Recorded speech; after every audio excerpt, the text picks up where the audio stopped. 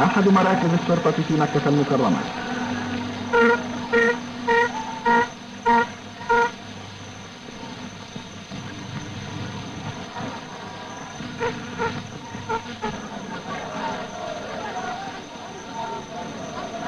مسجد بلال، مسجد صغير على الموضع الذي أذن فيه سيدنا بلال رضي الله عنه جاهرا بالإسلام لأول مرة، وهو على قمة جبل قبيس المشرف على الحرم الشريف.